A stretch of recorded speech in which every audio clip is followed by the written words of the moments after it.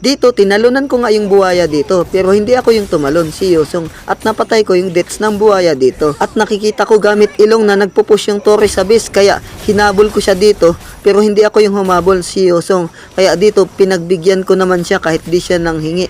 Ang ganda talaga ng bagong nyo na lumang skin ni Yosong, di ba? Nakuha nyo na din ba? Ako nakuha ko na eh. At nagulat ngayong bigla ko dito dahil dalawa na silang tatlo nagpo-push sa tower ng base ng lane ko.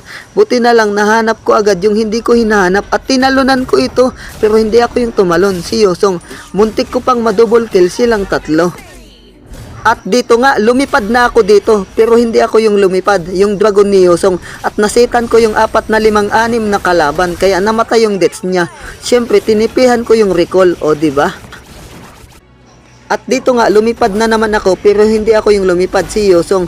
Pumasok ako sa labas, pero hindi ako yung pumasok sa labas, si Yosong ulit. At naka-double kill ako ng 3 kalaban. Kaso nga lang, namatay yung deaths ko dito. Paalam sa goodbye.